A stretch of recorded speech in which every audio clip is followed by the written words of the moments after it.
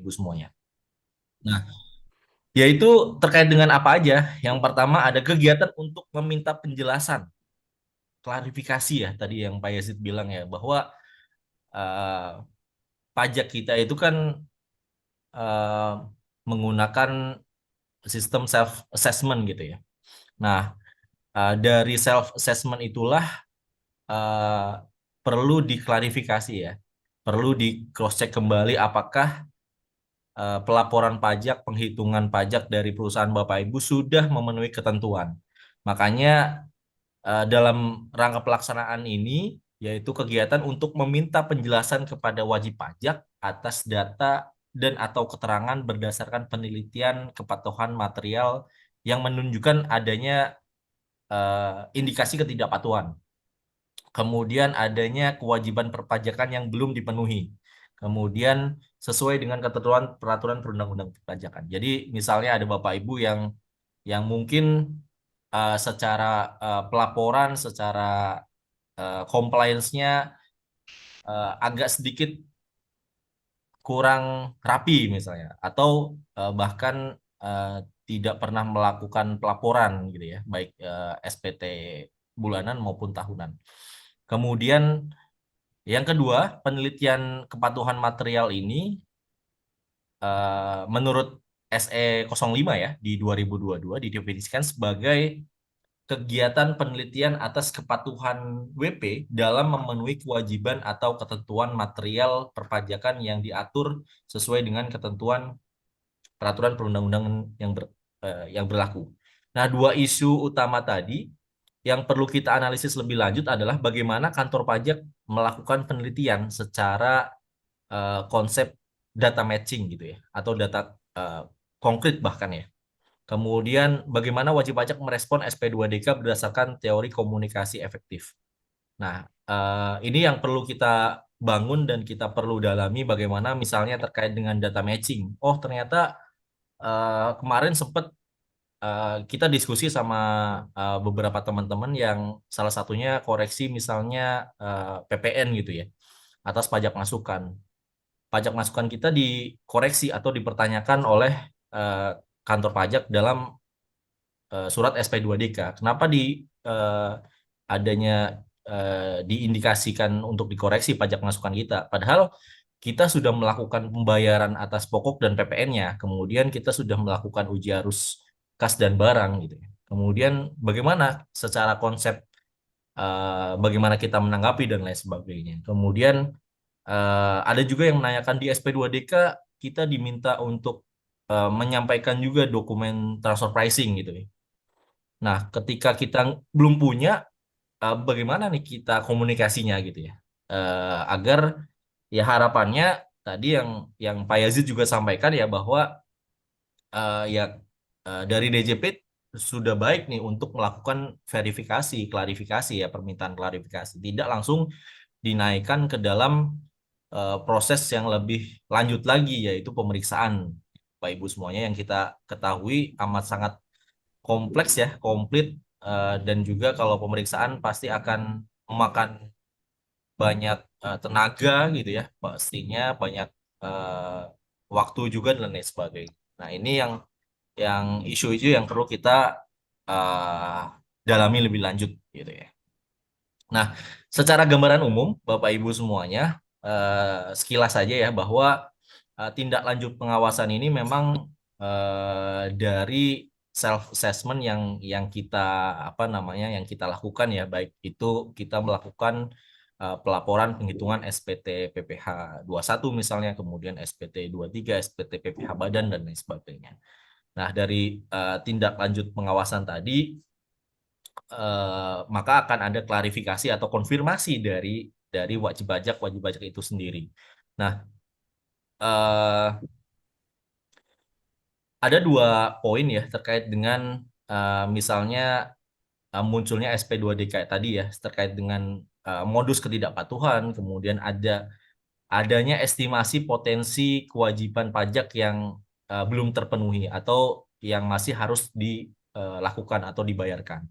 Kemudian lebih lanjut lagi adanya indikasi bukber perpajakan yang tadi sempat Pak Yesi sampaikan 2016, 2017 kan udah ada luar saya. Ternyata ada indikasi tindak pidana sehingga bisa juga diusulkan bukper gitu ya atau bukti permulaan yang jika adanya isu tindak pidana maka daluarsanya bukan lagi 5 tahun gitu ya, tapi 10 tahun gitu.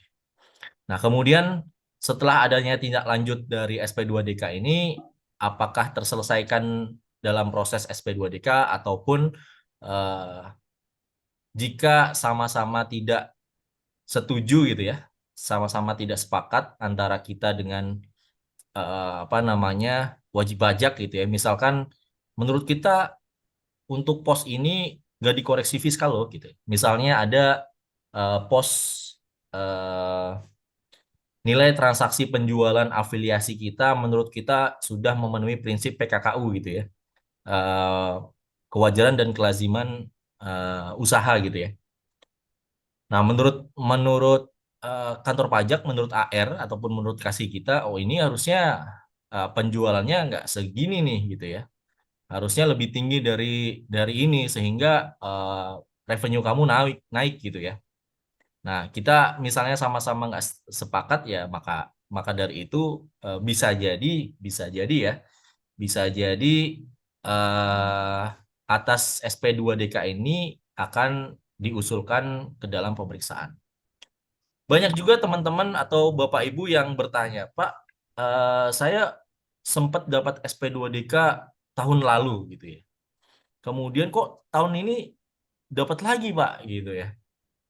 Nah, ternyata pada saat itu kami tanya gitu ya, kami tanya Bapak Ibu menerima berita acara nggak terkait dengan SP2DK ini. Ternyata SP2DK ini tidak terverifikasi atau terclose dengan berita acara di mana eh, karena salah satunya tidak ada eh, apa namanya dokumen dari berita acara ini, maka ya bisa juga dinaikkan ke dalam proses pemeriksaan atau jika AR masih perlu memverifikasi, ya impact-nya bisa dikirimkan lagi ternyata SP2DK-nya lagi gitu ya Bapak Ibu semua. Nah, ini beberapa simpulan rekomendasi dan tindak lanjut dari eh, hasil penelitian SP2DK ya. Nah, jika atas pertanyaan-pertanyaan yang tertuang dalam SP2DK ya Bapak Ibu semuanya. Kemudian dari pihak kantor pajak menyimpulkan tidak ditemukan indikasi dan modus ketidakpatuhan, maka rekomendasi tindak lanjutnya dinyatakan lengkap gitu ya. Dinyatakan selesai dan wajib pajak sudah memenuhi ketentuan perundang-undangan yang berlaku gitu. Kemudian ada juga jika WP tidak ditemukan ataupun sudah pindah alamatnya sehingga susah ditemukan dan lain sebagainya, maka rekomendasinya tidak berhenti dari SP2DK saja, Bapak Ibu semuanya. Ternyata ada usul juga kegiatan pengamatan dan lain sebagainya. Kemudian ada pengubahan data WP secara jabatan dari kantor pajak terkait dengan status wajib pajak tersebut. Kemudian eh, mengubah secara sistem dari administrasi pelayanan secara jabatan pula karena wajib pajak ternyata tidak ditemukan gitu ya. Kemudian Bapak Ibu semuanya, jika ada wajib pajak orang pribadi ya yang meninggal dunia kemudian akan atau telah meninggalkan Indonesia selama-lamanya ataupun ada wajib pajak badan atau perusahaan yang ternyata telah dibubarkan. Nah, ternyata ketika ada sebuah perusahaan yang dibubarkan gitu ya, yaitu eh, akan dilakukan verifikasi dalam bentuk usulan pemeriksaan Bapak Ibu semuanya. Jadi ketika Bapak Ibu juga sudah melakukan pemenuhan dari sisi legalitas ya, misalnya notaris, akte untuk apa namanya perubahan akte bahwa ini sudah dibubarkan, tapi dari sisi pajak ya, ini akan diverifikasi lebih lanjut dalam pengusulan pemeriksaan. Kemudian ada juga wajib pajak yang ternyata tidak memberikan penjelasan SP2DK, baik itu secara lisan ya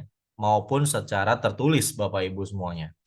Nah, atas hal ini juga dari kantor pajak pasti akan mengusulkan pemeriksaan. Nah, eh, gimana Pak kalau misalnya ternyata SP2DK-nya nggak nyampe ke kami, misalnya ke pihak manajemen gitu ya, ataupun ternyata alamatnya kita udah pindah Pak, sehingga kita nggak tahu kalau suratnya ke kantor yang lama gitu ya. Ya ternyata ya tetap juga SP2DK tersebut dianggap tidak disampaikan penjelasan baik itu secara tertulis maupun secara lisan gitu ya.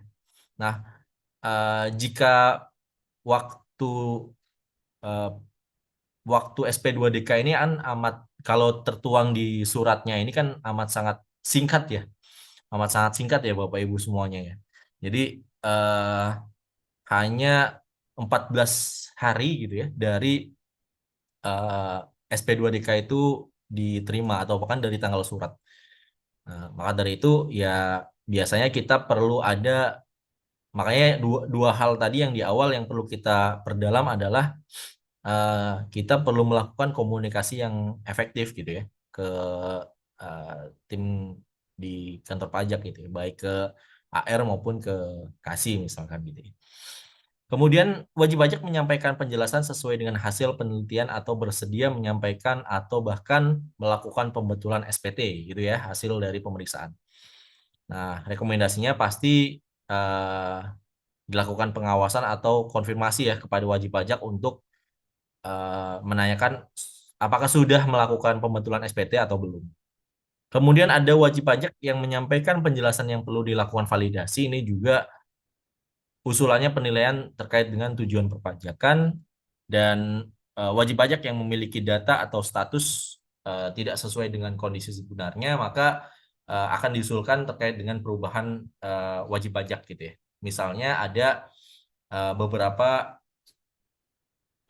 manajemen yang sudah berganti dan lain sebagainya. Nah, itu perlu dilakukan verifikasi lebih lanjut. Nah, ada juga beberapa eh, apa namanya kesimpulan dari SP2DK tersebut ya, yang pada umumnya dari beberapa simpulan-simpulan ini ada beberapa yang ternyata ada kesalahan penerapan ketentuan perundang-undangan. Misalkan ada beberapa objek yang seharusnya misalnya dipotong PPh satu tapi malah PPh tiga. Kemudian yang mungkin beberapa sering juga ditemukan adanya kredit pajak misalkan PPh dua, PPh tiga ataupun PPh 4I2 gitu ya.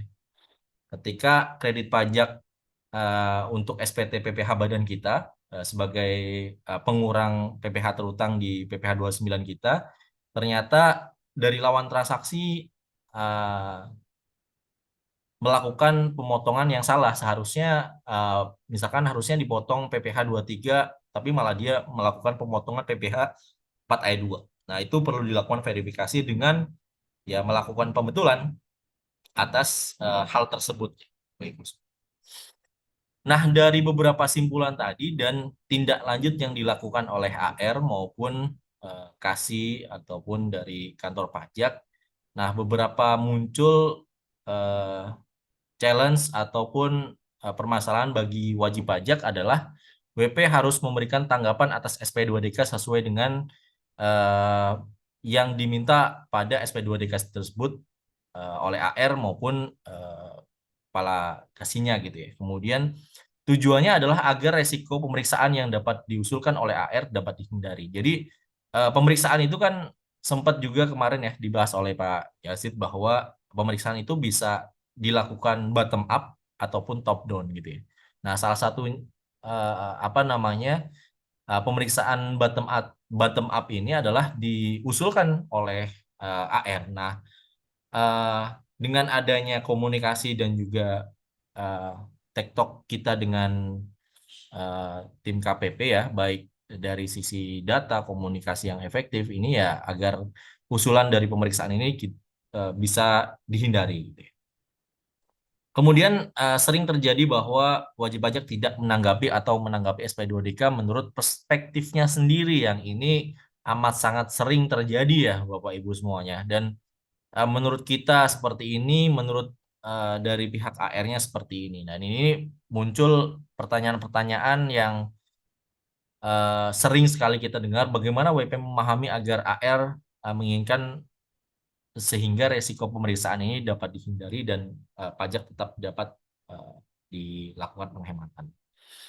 Nah, penerapan SP2DK atas transfer pricing. Nah, sistem perpajakan kita ini kan tadi ya sudah disinggung juga di awal bahwa kita menggunakan self assessment system gitu ya. Jadi eh, tanpa bergantung ada atau tidaknya ketetapan pajak dari wajib pajak itu sendiri, karena self assessment system ya, kita melakukan eh, menghitung gitu ya, melapor dan lain sebagainya, itu melakukan sendiri. Maka ketika wajib pajak melakukan pembayaran pajak gitu ya ke dalam ke negara gitu ya, maka dari tax authority gitu ya, dari kantor pajak, maka akan melakukan kewenangan yaitu terkait dengan pengawasan pada SPT yang sudah kita laporkan. Nah, kemudian ada resiko transfer pricing ya, atas ketidakpatuhan transfer pricing Bapak Ibu semua. Nah, pengawasan transaksi transfer pricing ini ada 6 poin ya Bapak Ibu semuanya, bahwa eh, pengawasan transaksi transfer pricing ini amat sangat detail biasanya dari sisi yang pertama, pembelian penjualan barang. Kemudian ada juga terkait dengan penjualan atau pembelian barang modal, termasuk juga aktiva tetap, mesin dan lain sebagainya, misalkan gitu ya. Kemudian ada penyerahan atau pemanfaatan barang tidak berwujud, misalnya salah satunya adalah royalti ya, Bapak Ibu semuanya. Dan royalti sempat juga kita bahas beberapa transaksi yang perlu dilakukan verifikasi lebih lanjut sebelum transaksi tersebut dikatakan wajar atau tidak, yaitu salah satunya dengan tahapan pendahuluan yang sempat kita bahas juga di dalam webinar-webinar kami sebelumnya, ataupun sempat juga di-share beberapa kali sama Pak Yazid slide-slide-nya ya, terkait dengan eh, tahapan pendahuluan sesuai dengan PMK 22 tahun 2020. Nah, sebelum dilakukan eh, koreksi atas atau penilaian atas PKKU atau kewajarannya, transaksi ini perlu diverifikasi terkait dengan eksistensinya, terkait dengan manfaat ekonomisnya. Kenapa kita harus melakukan pembayaran royalti ini?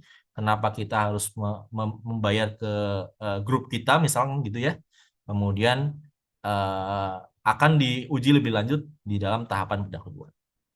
Nah, kemudian ada juga pinjaman uang atau pembayaran bunga gitu ya, ataupun kita melakukan pemberian pinjaman gitu ya, sehingga kita mendapatkan eh, apa namanya, interest atas atau pendapatan atas bunga tersebut.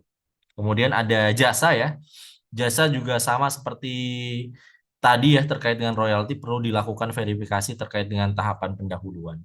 Kemudian atas pengawasan transaksi-transaksi dari transfer pricing ini, maka resiko-resiko transfer pricing yang muncul ini yang akan diverifikasi lebih lanjut, yaitu apakah transaksinya eh, ke low tax country gitu ya. Kemudian apakah transaksi afiliasinya lebih dari 50% dari total transaksi gitu ya. Nah, ini akan hal-hal yang akan diverifikasi lebih lanjut oleh kantor pajak.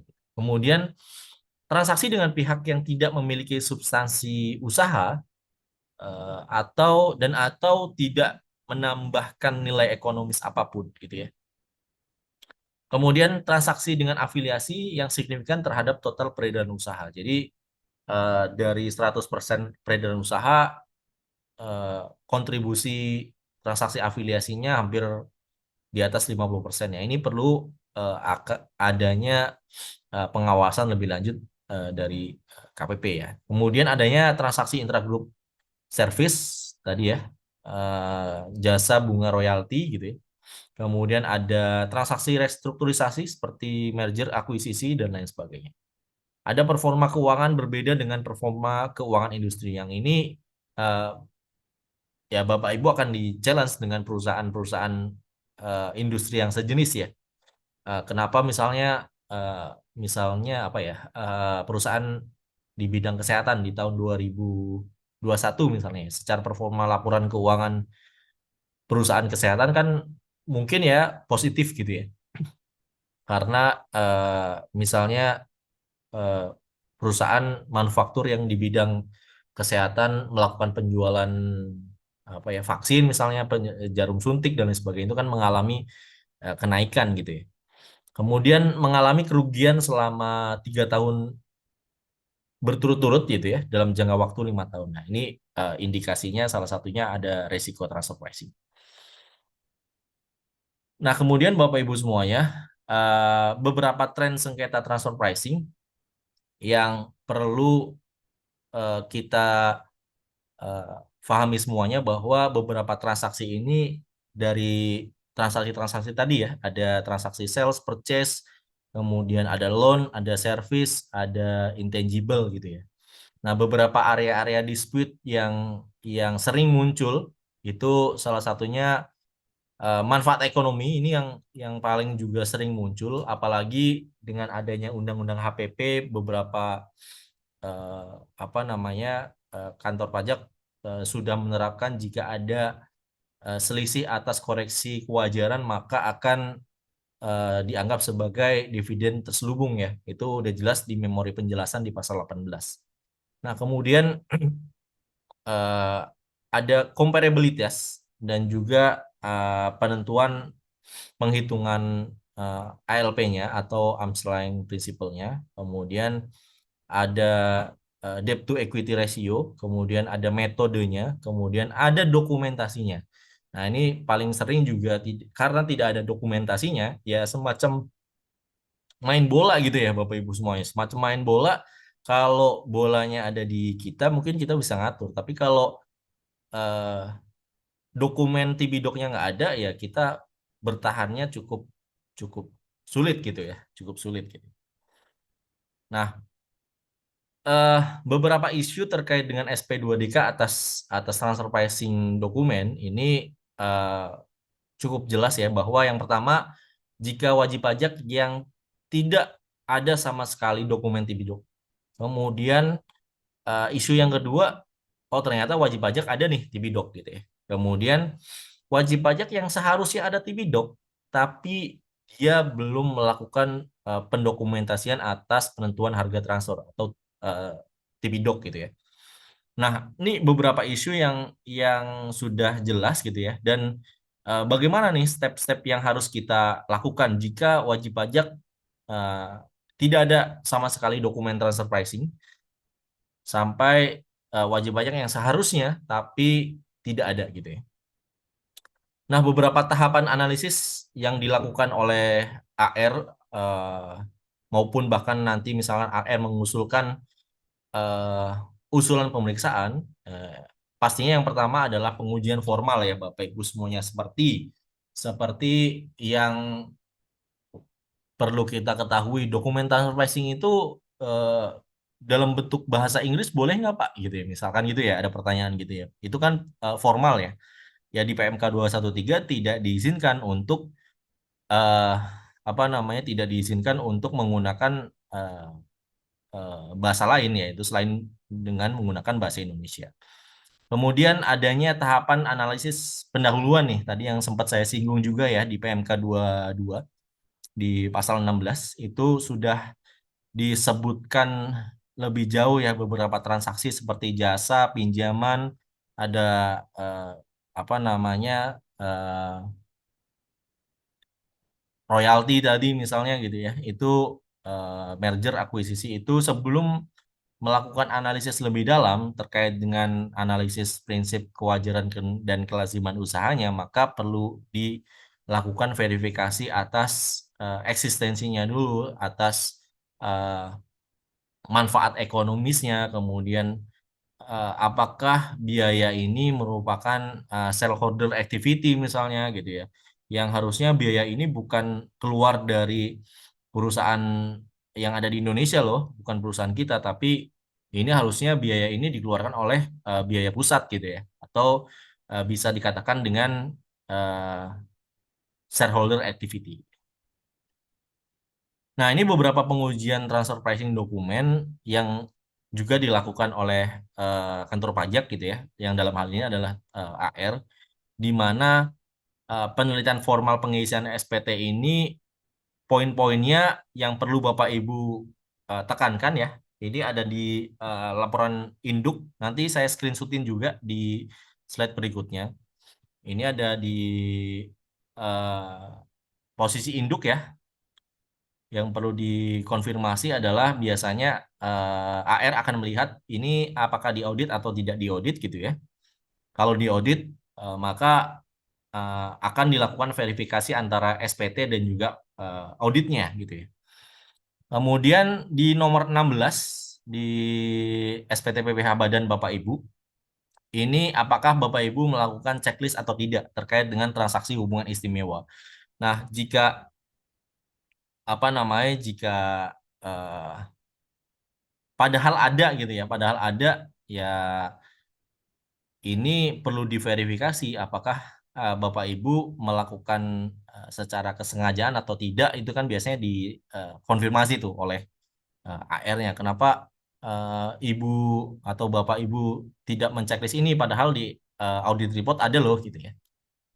Misalnya Bapak Ibu respon dengan ya ketidaktahuan dan lain sebagainya. Itu akan diverifikasi lebih lanjut. Nah, yang tadi sempat disinggung juga oleh Pak Yazid ya. Eh, Mungkin Bapak Ibu sering mendengar istilah surat cinta atau SP2DK gitu ya. Padahal kalau surat cinta itu kan kita menyatakan terlebih dahulu gitu ya. Surat cinta gitu ya. Tapi ternyata eh, kita sebagai wajib pajak yang ternyata menyampaikan surat cinta kita dulu nih gitu ya. Dalam bentuk SPT ya. Karena berdasarkan peraturan perundang-undangan yang berlaku di dalam SPT PPH Badan kita, kita sudah melakukan pelaporan SPT dengan pernyataan bahwa dengan menyadari sepenuhnya dan akan segala akibatnya, termasuk dengan sanksi sesuai dengan ketentuan yang berlaku, saya menyatakan bahwa apa yang telah saya beritahukan di atas beserta lampirannya adalah benar, lengkap, dan jelas gitu ya. Dan desain oleh eh, Bapak Ibu untuk disubmit ke kantor pajak gitu. Nah, ini beberapa yang akan diverifikasi oleh AR terkait dengan dokumen apa transaksi afiliasi, yaitu di transkrip ini ya, transkrip elemen laporan keuangan ya. Nah, ini ada PSAK nomor 7. Jadi kalau PSAK 7 lebih luas lagi ya Bapak Ibu terkait dengan eh, transaksi yang mempunyai hubungan istimewa. Kemudian lagi-lagi pernyataan juga ada sama menyatakan telah memberitahukan di atas dengan lengkap, benar, dan jelas. Kemudian dari lampiran 3A yang perlu kita isi juga dan perlu kita verifikasi lebih lanjut, dan tim AR juga melakukan verifikasi ini, yaitu melakukan cross check daftar pihak dan juga rincian transaksinya. Dan ini biasanya nantinya akan disandingkan nih, akan disandingkan dengan misalnya laporan keuangan Bapak Ibu telah dilakukan audit oleh KAP gitu. Nah, ini akan diverifikasi apakah pos-pos yang ada di audit report ini sudah sesuai dengan daftar lampiran 3A, Bapak Ibu semuanya. Nah, kemudian eh, beberapa poin terkait dengan transaksi afiliasi ini, salah satunya merujuk pastinya kecantulan di pasal 18 ya, di Undang-Undang PPH di pasal 3, di mana Direktur Jenderal Pajak berwenang untuk menentukan kembali besarnya penghasilan dan pengurangan serta menentukan utang sebagai modal untuk menghitung besarnya penghasilan kena pajak bagi wajib pajak yang mempunyai hubungan istimewa, Bapak Ibu. Jadi cukup cukup komplit di pasal 18 ayat 3 ini ya.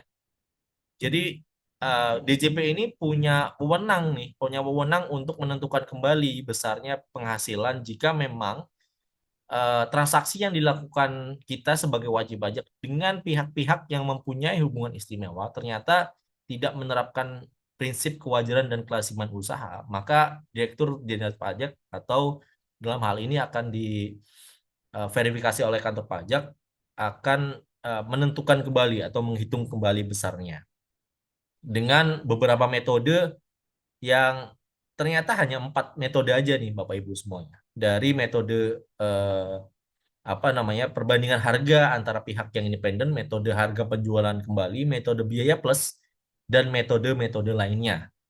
Nah, di memori penjelasan, eh, maksud diadakannya ketentuan ini adalah untuk mencegah terjadinya penghindaran pajak. Jadi, eh, perlu ada pembuktian ataupun adanya verifikasi bahwa adanya penghindaran pajak yang dilakukan oleh eh, perusahaan-perusahaan, maka ya Direktur Jenderal Pajak akan berwenang untuk menentukan kembali besarnya penghasilan eh, atau PPh terutang dari Bapak Ibu semuanya. Nah, beberapa konsekuensi saya coba mengambil referensi dari OECD ya, walaupun OECD ini sebagai sebagai referensi aja ya Bapak Ibu semuanya, bukan sebagai dasar aturan yang Bapak Ibu gunakan bahkan sampai ke in case misalkan sampai ke banding pengadilan pajak, ini hanya sebagai referensi, walaupun beberapa aturan-aturan terkait dengan transfer pricing di Indonesia juga mereferensinya juga ke OECD maupun ke UNTP. Nah, eh, jika wajib pajak melakukan uh, tindakan adanya good faith, maka ya apa namanya kita sebagai wajib pajak dan juga menyampaikan ke otoritas pajak akan lebih fair jika tadi ya beberapa misalnya di audit report ataupun bahkan di audit report tidak disampaikan, tapi ternyata sebetulnya transaksi Bapak Ibu ada transaksi afiliasi nih, tapi Bapak Ibu misalnya secara sengaja tidak menyampaikan transaksi afiliasinya, apakah itu termasuk apa ya niat baik atau good faith dari Bapak Ibu apakah muncul gitu ya? Itu yang perlu di ya pertanyakan seharusnya gitu ya.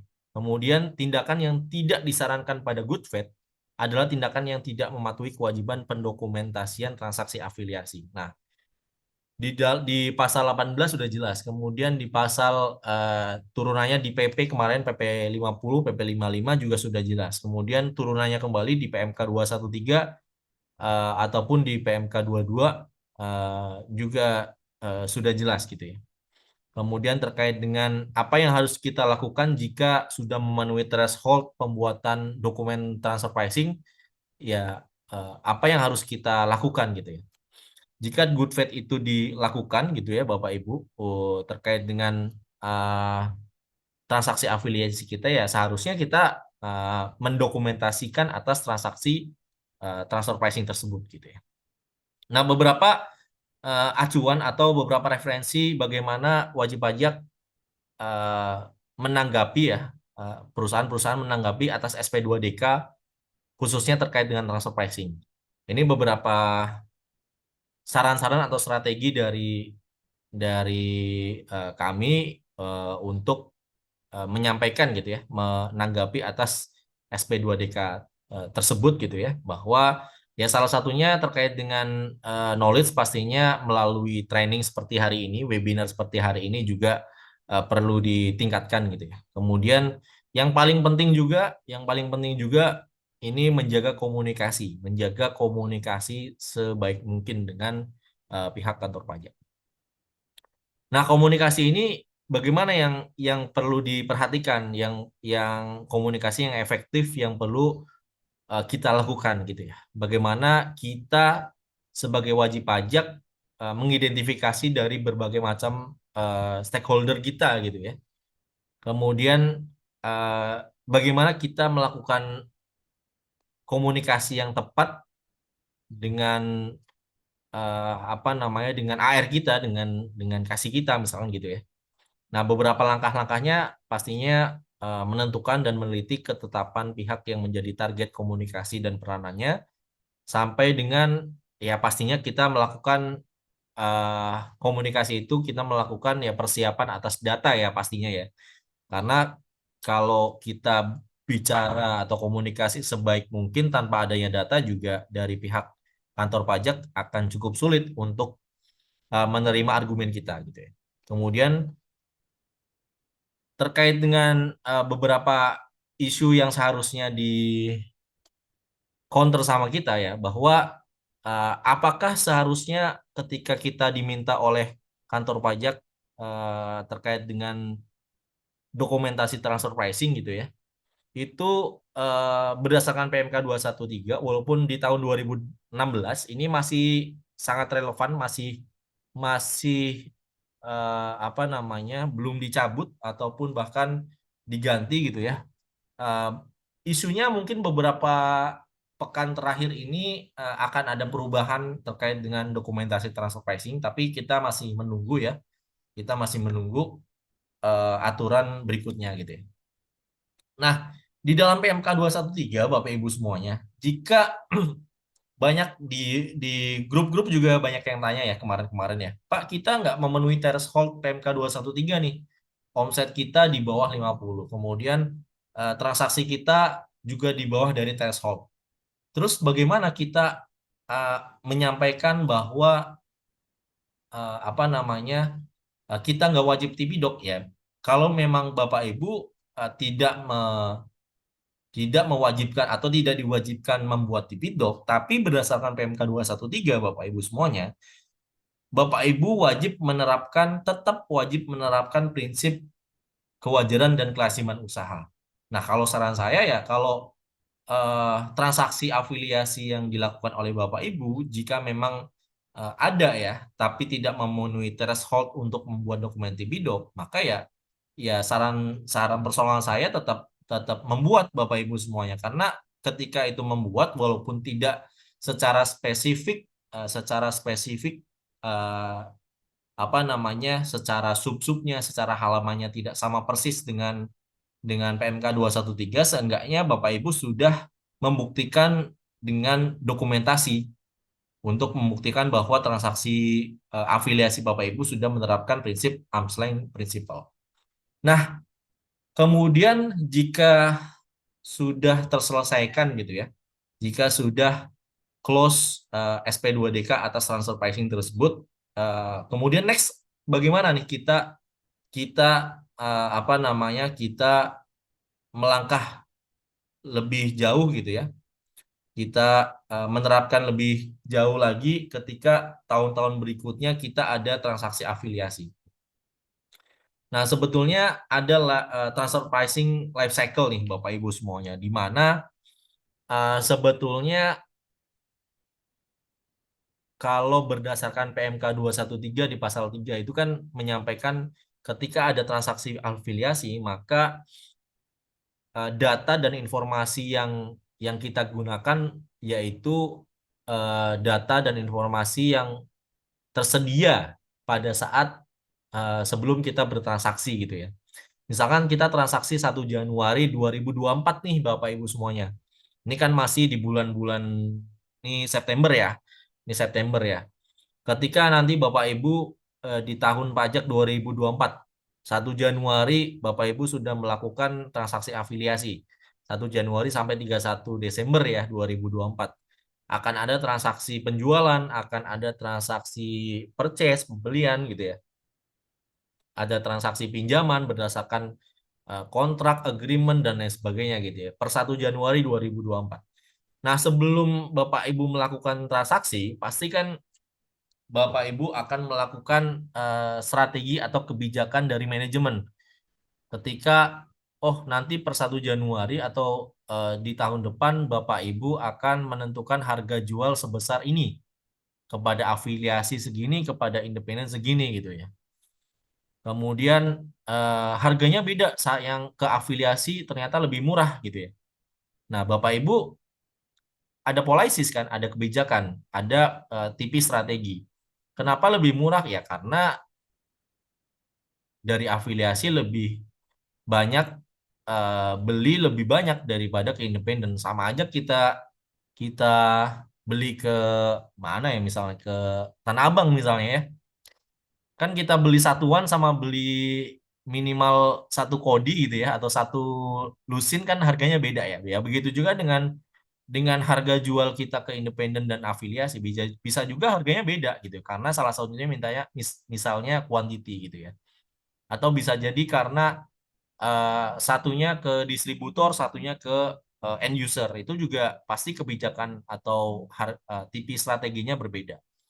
Nah, dari penentuan TP strategi dan policies sebelum 1 Januari 2024 terjadi, maka ya Bapak Ibu akan menentukan presettingnya kan, presettingnya dari harga sampai dengan misalnya Bapak Ibu menentukan berapa net margin atau profit margin yang Bapak Ibu harapkan.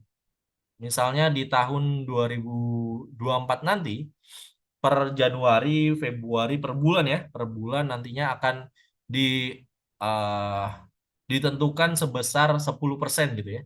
Ya dari harga segini, dari harga jual segini, kemudian harga beli segini, kemudian HPP-nya sampai total segini dengan perhitungan formula yang sudah Bapak Ibu formulasikan, kemudian ada biaya-biaya eh, operating expense gitu ya, atau GA atau biaya-biaya umum sudah Bapak Ibu tentukan berdasarkan ya mungkin beberapa tahun yang lalu gitu ya, berdasarkan benchmark tahun lalu ataupun berdasarkan oh ternyata tahun depan saya memproyeksikan adanya misalkan kenaikan UMR dan lain sebagainya. Nah, setelah presetting tersebut Bapak Ibu masuklah ke dalam 1 Januari 2024. Nah, tinggal dilakukan monitoring nih, dimonitoring per Januari, oh ternyata masih masuk nih 10,5% profit marginnya. Kemudian ternyata di Maret 2024 nanti, ternyata Bapak Ibu mengalami penurunan secara eh, net marginnya bahkan 5% ternyata. Nah, Bapak Ibu bisa melakukan adjustment atau penyesuaian. Kenapa? Karena ternyata di Maret 2024 misalnya gudang Bapak Ibu mengalami kebakaran sehingga banyak inventory yang nggak bisa tertolong, kita harus berhenti untuk berproduksi dan lain sebagainya. Nah, setelah ada penyesuaian-penyesuaian tersebut, ya Bapak Ibu tinggal melakukan pendokumentasian. Akan cukup mudah karena hal ini sudah kita kawal dari awal, daripada Bapak Ibu misalnya meminta tolong ke eh, minta tolong ke Mas Noval gitu ya, atau minta tolong ke Pak Yazid untuk membuat Tibidok tapi 2018 atau bahkan 2019 ketika performa laporan keuangannya negatif akan cukup kelimpungan gitu ya, akan cukup kelimpungan untuk mencari kenapa sih faktor-faktor eh, tidak tercapainya profit margin atau bahkan net margin atau bahkan harga presetting yang Bapak Ibu sudah tentukan. Kemudian di poin nomor 6 ketika terjadinya audit ataupun ada dispute ya akan cukup lebih mudah karena kita sudah mengawal dari awal sampai dengan proses pendokumentasian sehingga diharapkan transaksi afiliasi kita memang betul-betul sudah menerapkan prinsip kewajaran dan kelaziman usaha atau biasa kita dengar dengan istilah arm's length principle. Baik, Bapak Ibu semuanya, terima kasih. Itu pengantar sedikit sharing dari saya dan mungkin saya kembalikan lagi ke Mbak Nini sebelum nanti akan kita sharing dengan tanya jawab Bapak Ibu semuanya karena mungkin salah satu eh, apa namanya salah satu poin juga Bapak Ibu join ke webinar kan selagi mendapatkan sharing ilmu pengetahuan mungkin dari sekitar berapa nih 247 nih Pak Yazid Mungkin dari 247 ini 80%-nya kena SP2DK semua nih, Pak. Jadi mungkin mau minta sharing ke Pak Yazid dan kita semuanya. Mungkin itu dari saya. Saya kembalikan lagi ke Mbak Nini. Assalamualaikum warahmatullahi wabarakatuh. Terima kasih.